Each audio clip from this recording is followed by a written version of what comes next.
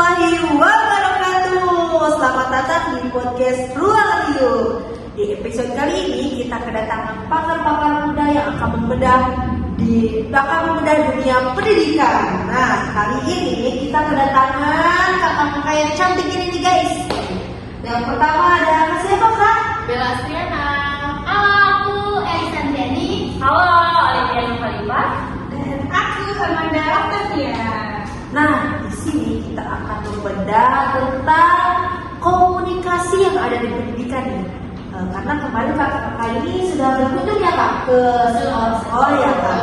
Nah, di sini mungkin ada beberapa yang akan saya tanyakan ya kak mengenai dunia pendidikan atau mengenai permasalahan yang ada di sekolah yang kakak datang. Bagaimana sih kak guru menjalankan peran sebagai komunikator di dalam kelasnya? Nah, oke, baik.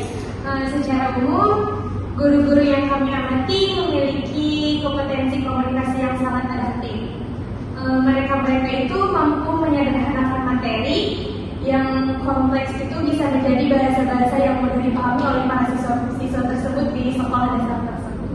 Contoh bahasa sederhana itu seperti apa? Seperti cara penyampaian materinya itu membuat si anak itu lebih mudah untuk Memahami materi tersebut. Mungkin ada hambatannya kak di Nah, ada hambatannya juga pada channel atau saluran komunikasi di sekolah yang kami observasi tersebut. Keterbatasan infrastruktur membuat guru sulit menggunakan media pembelajaran digital atau alat peraga visual atau variatif. Akibatnya jadi apa sih kak? Nah, akibatnya penyampaian pesan hanya mengandalkan metode verbal yang terkadang kurang menarik bagi siswa. Jadi karena kekurangan media pembelajaran, jadi siswa itu kurang menarik untuk belajar ya. Karena kan di zaman sekarang itu era digital itu sangat berkembang ya, jadinya siswa juga menjadi kurang menarik karena tidak diberikan dengan teknologi di zaman sekarang. Iya, benar sekali kak. Lalu bagaimana sih dengan siswanya? Apakah mereka sudah menjadi subjek aktif dalam pembelajaran? Nah, sejauh ini yang kita observasi, siswa menunjukkan tingkat kepatuhan yang tinggi namun cenderung menjadi pendengar pasif.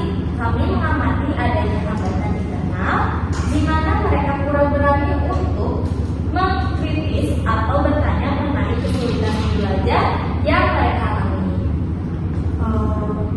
Lalu apa kak yang harus dilakukan?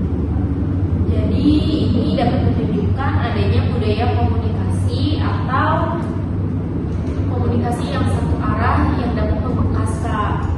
Padahal untuk belajar berpikir kritis, siswa perlu merasa aman untuk menjadi mitra dialogis dalam pembelajaran. Oh jadi di saat itu siswanya tuh kayak kurang aktif untuk bertanya. Mungkin dia malu atau segan atau apa itu kan? Mungkin ada yang Itu bisa jadi kayak dipengaruhi kurangnya media pembelajarannya, karena kan di sekolah tersebut juga hambatannya termasuk tadi. Media pembelajarannya yang kurang ya kak media pembelajaran. Karena kan terbatas. ya terbatas, karena kan tidak semuanya setiap hari itu menggunakan media pembelajaran. Iya, benar sekali. Mungkin bagaimana sih saya pengen tahu nih hubungan pihak sekolah sama orang tua. Pasti dong ada hambatan atau apalah masalah-masalah gitu ya. Saya pengen tahu nih kak. pada saat kami ke sekolah tersebut, kami menemukan sebuah paradigma tanggung jawab secara prosedural dan administratif. Komunikasi antara guru dan orang tua di sekolah-sekolah tersebut sangat harmonis dan responsif, terutama melalui platform pesan instan. Kalau di WA itu orang tua tuh sangat respon ya kak. Tapi pernah ada nggak sih kayak kunjungan gitu orang tua ke sekolah kayak rapat buat apalah gitu? Tentunya ada, karena secara emosional itu kayak antara komunikasi orang tua dengan guru itu terjalin dengan baik, misalnya di WhatsApp atau platform pesan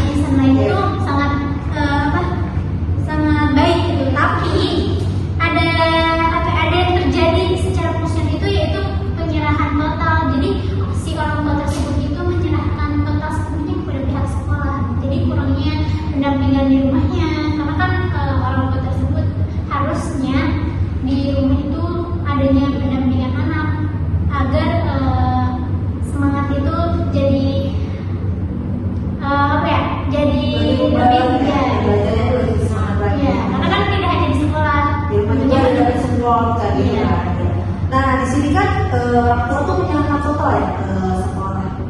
Pernah ada nggak sih kayak masalah atau konflik kayak si anaknya tuh ditegur nih sama pihak sekolah, tapi orang tuanya tuh nggak terima.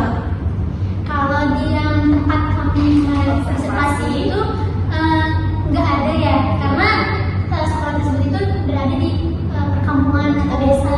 Iya, kalau Jadinya tuh si orang tua tuh menerima saja. Menyerahkan ke sekolah. Iya, jadi menerima saja masalah orang tuanya. Nah, itu karena hal itu, jadinya si orang tua tersebut tuh sangat menyerahkan total. iya, jadi dampaknya kontrol belajarnya kurang ya. Iya. Dari pihak orang tuanya. Dan terakhir nih Kak, bagaimana hubungan antar guru? Apakah itu bisa menjadi kunci perbaikan? Iya, tentunya itu bisa menjadi kunci ya, karena soliditas internal di sekolah yang kami observasi tersebut itu sangat terjaga melalui wadah seperti adanya komunitas belajar. Lalu komunikasinya terbuka dan umpan baliknya itu sangat konstruktif gitu. Jadi antara kepala sekolah dengan guru, terus antar guru dan guru dengan orang tua. Namun tadi hambatannya di pendampingan di rumah anak tersebut, siswa tersebut. Jadi kalau di rumah anak tuh nggak kontrol. Kalau di sekolah dia aja belajar, tapi di rumahnya tidak. Luar biasa ya teman-teman. Jadi tantangan adalah bagaimana membawa soliditas internal untuk merangkul orang tua dan memberdayakan siswa agar lebih berani bersuara. Terima kasih nih untuk teman-teman yang sudah observasi dan turun langsung ke sekolah. Jadi kita tahu nih hambatan atau masalah yang ada di sekolah itu, kita tahu tadi hambatannya adalah peran orang tua dan untuk siswa bersuara dalam hal belajar ya kayak. Iya, nah itu juga kan terjadi karena tadi yang pendampingan di rumahnya kurang. Jadi itu hambatan yang ada di sekolah yang kami observasi. Mungkin episode kali ini sampai di sini. Nanti kita sampai bertemu lagi di episode selanjutnya di podcast Ruang Riau. Sekian, terima kasih. Wassalamualaikum warahmatullahi wabarakatuh.